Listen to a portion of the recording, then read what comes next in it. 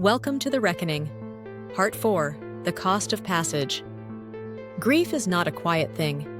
In the absolute silence of the ghost freighter, it became the only sound, a screaming psychic signal that shook the very bones of the ship. Lena's pain was a wildfire in a vacuum, burning without air, but radiating a heat signature across frequencies the system was built to scan.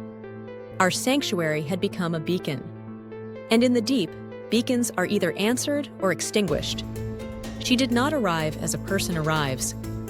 The ship's wall reconfigured, not a door, but an aperture of shimmering data crystals that coalesced into a form. The Mender, a stunning cyborg female creation. She was a statement in flesh and chrome, a curator of broken things. She assessed us not with suspicion, but with the dispassionate eye of a technician surveying malfunctioning hardware. Her voice was a melodic hum, a sound that should have been soothing but carried the chill of deep space.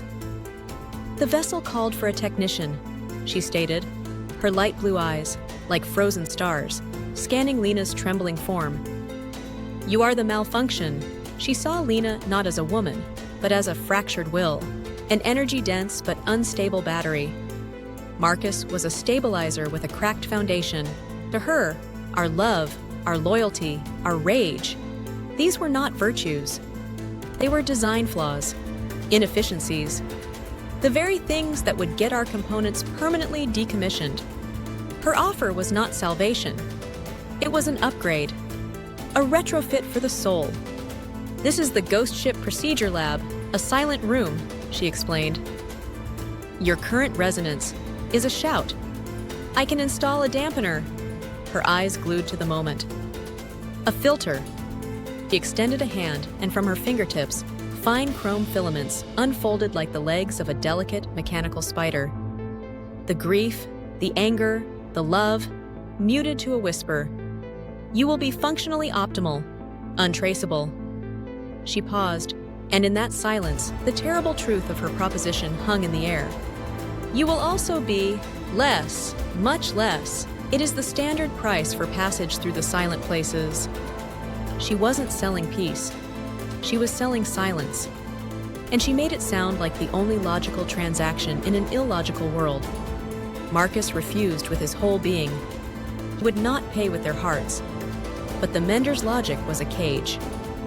"You already are paying," she countered, her head tilting a precise degree. "Every beat of your heart is a broadcast.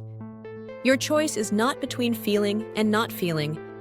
It is between being captured or being quieted." The choice fell to Lena, and in her glowing orange eyes, you could see the entire war. The memory of Alara stepping into the dark. The crushing, monstrous weight of a love so powerful it had become their greatest vulnerability. We watched as the fire in her eyes, that fierce, protective, chaotic glow, did not fade. It was banked, forcibly smothered under a layer of absolute icy resolve. The light dimmed, hardening into a dull, gem-like burn. When she spoke, her voice came from a hollow place. "Do it!" What followed was not a medical procedure.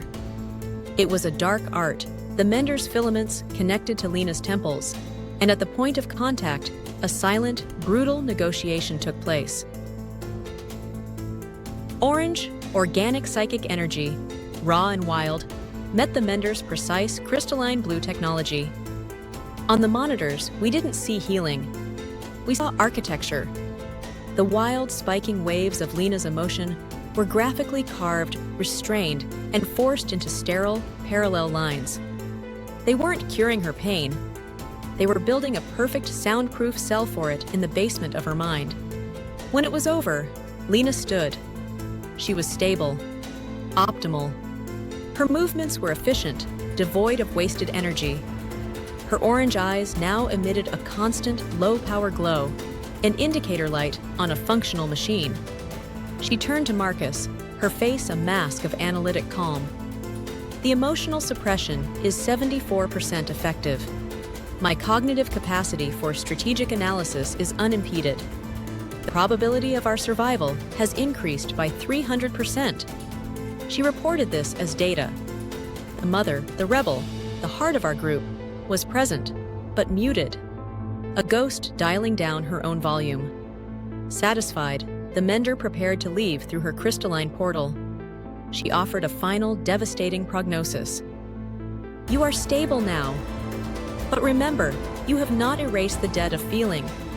You have only deferred it. The system above, it does not hunt with ears alone. Her cat-like eyes held a knowing, ancient dread. It will now hunt for the silence where a heart should be. We reached Nexus Omega, a breathtaking, terrifying cathedral of frozen data, a graveyard where all signals went to die. It was the perfect hiding place for things that made no sound. We had paid our toll. We were quiet. We were efficient. We had traded our humanity for a ghost of a chance. But high above, in the sterile light of the command world, the system had already adapted. Silas watched his screens. The chaotic, brilliant, orange psychic signature labeled Lena Rivera didn't fade. It simply vanished, replaced, in the dead zone of Nexus Omega, by a perfect mathematical sphere of nothing. A void in the psychic topography. His smile was not one of frustration, but of cold epiphany. There you are, he whispered, not to a person, but to an anomaly. He didn't need to hear the scream anymore. He just needed to find the place where the scream had been. He opened a new channel, his voice clean and absolute. Initiate protocol, Scylla. Scan for cognitive voids. Hunt the silence. We paid for our passage with our pain. We let a mechanic of the soul retrofit our hearts into efficient, silent machines. We arrived at the sanctuary, believing we had finally disappeared. But we had made the ultimate error. We had not become invisible. We had become a perfect, black silhouette against the noise of the universe. And the system had just learned to hunt shadows. Thank you for watching. Support the channel by liking, sharing, and subscribing. Episode 5, coming soon.